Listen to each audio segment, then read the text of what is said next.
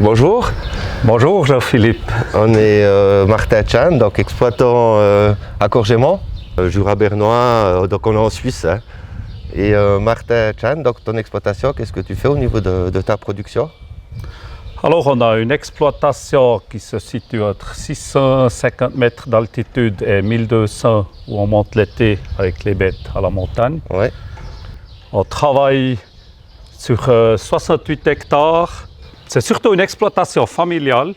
Il y a mon épouse qui travaille environ à 50%, qui fait l'administration, notre fils Kevin qui travaille à 100% sur l'exploitation et le deuxième fils Raphaël qui travaille environ à 50% aussi sur l'exploitation.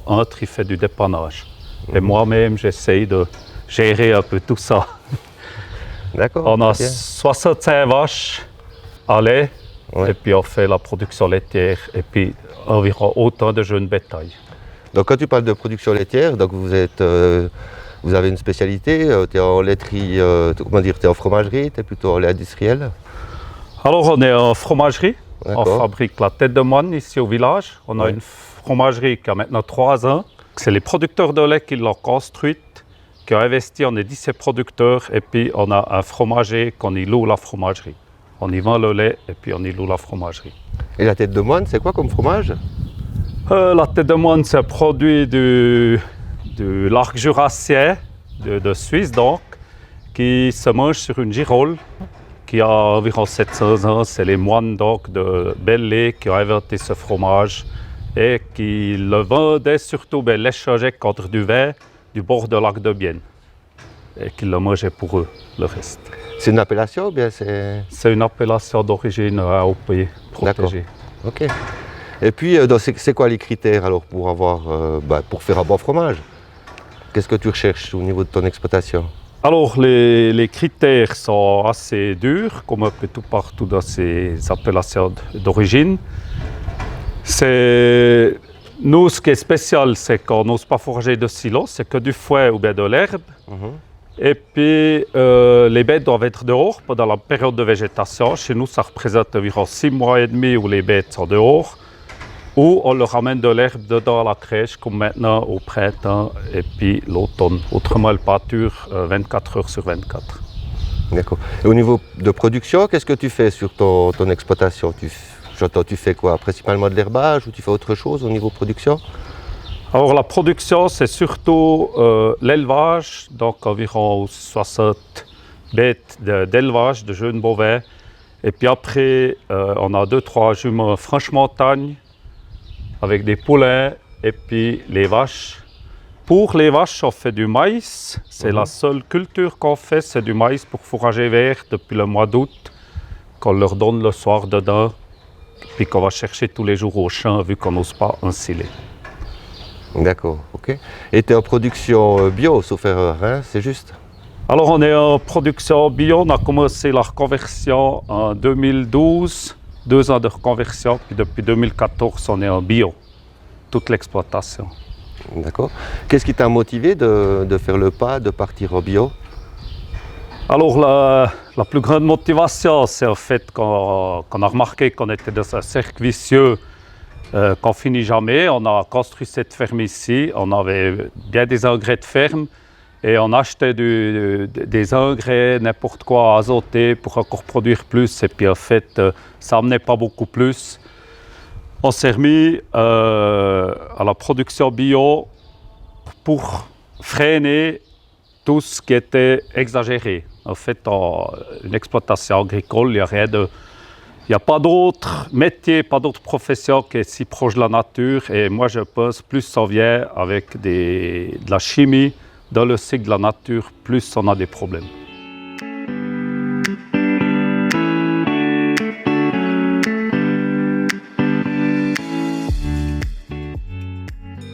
Alors sur le toit de la ferme, on a aussi 170 mètres carrés de panneaux solaires, ce qui nous permet de charger le Weidemann électrique.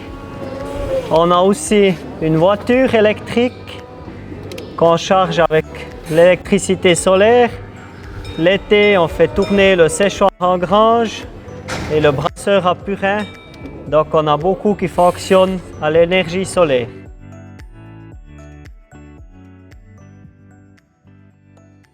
Comment c'est ton aventure avec Bio3G? Alors, ça a tout commencé avec le calcitonique. C'était le premier produit qu'on avait utilisé. Déjà en 2008, avant qu'on soit en reconversion, quand j'étais encore conventionnel. Et là, on a vraiment fait des bonnes expériences. On met ça pendant l'été, soit après la première coupe ou bien après la première pâture. C'est là qu'on a fait les meilleures expériences. Et heureusement qu'on a pu continuer avec ce produit aussi en bio. D'accord. Par la suite. Ok. Et qu'est-ce que tu as constaté? Quels ont été les premiers constats avec la première application de Bio3G? Alors nous, c'était un peu en 2008, on est parti avec ce produit. C'était quand même de trouver quelque chose qui fait un peu des racines, pas forcément faire pousser l'herbe en hauteur, mais quand même bien enraciner.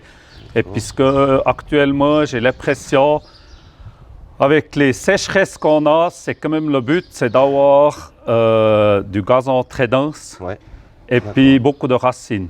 Et puis plus les racines sont là, mieux ça supporte la sécheresse. Il y a aussi plus de racines de plantes pour prendre la rosée.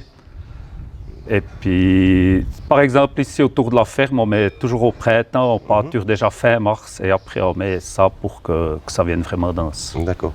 Donc c'est vrai que la densité pour toi, c'est quelque chose d'important. C'est très important. D'accord. Et tu le mets aussi à la montagne, ce produit? Je le mets aussi à la montagne, là c'est surtout après les pâtures. Ouais.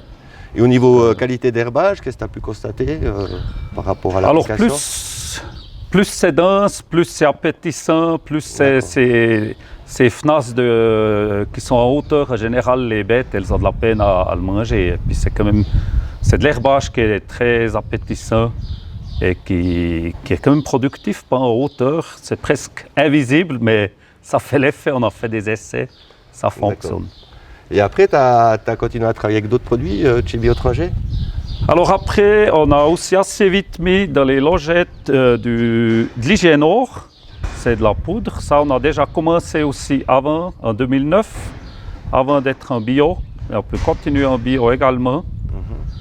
Et puis ça, on met surpoudre un peu dans les logettes qui sont paillées pour que ça sèche mieux, que ça soit plus hygiénique. Le nom, je pense, ça porte bien son nom d'Hygiénor. On met surtout dans les igloos des veaux aussi. Donc c'est surtout pour travailler sur l'assèchement, l'hygiène. Voilà. Et puis aussi valoriser, je pense, ton engrais de ferme. Alors c'est quelque chose qu'on retrouve, ça c'est aussi quelque chose qui est très important pour nous, vu qu'on est en bio, c'est qu'on a des engrais de ferme de meilleure qualité possible et puis de les mettre au bon moment. Et puis je pense qu'Hygiénor fait son effet jusque nouveau dans les champs. En tout cas, c'est ce qu'on remarque, c'est le purin. Comme on l'applique au bon moment, il fait vraiment son effet. D'accord, ok. Et après, tu as encore enchaîné avec d'autres produits Bio3G, comme je vois. Alors, il y a le bidon, ça c'est liquide, c'est de l'isotonique. Donc, il est aussi autorisé en bio? Il est aussi, il y a le B dessus, c'est bio. Ça, on met surtout dans le maïs. Okay. Le maïs, c'est une culture qui demande beaucoup de fumure. Alors, on met notre fumier qu'on met en tas pour qu'il se décompose. Pendant l'hiver, après on fait les fouets, on met notre fumier et on le sarque, on le sème le maïs, on le sarque 2 fois avec une machine mécanique et quand il est bien dehors, on met une fois, des fois ça pousse tellement vite qu'on n'a même pas le temps de mettre 2 fois, mais en tout cas une fois le mieux c'est de mettre quand le maïs il a 30-40 cm. Beaucoup de feuilles et on met ça, c'est isotonique, c'est vraiment, ça fait effet. D'accord. Alors là, on voit la différence, c'est visuel. Et la différence, elle est plus sur quoi alors? Sur la biomasse ou qu'est-ce qui fait que... Alors nous, on voit surtout visuel, c'est la couleur du maïs, il est bien vivant et si on loupe un petit coin, on voit aussi la hauteur. La hauteur du maïs, il reste en arrière où il n'a pas eu cet isotonique. C'est pas évident de faire du maïs en bio non plus, hein, je pense que de ce côté-là. C'est pas évident. On a aussi dû apprendre. Les 2 premières années, on avait des problèmes avec les corbeaux qui nous mangeaient le maïs 3 jours après qu'on l'avait semé, le déterraient.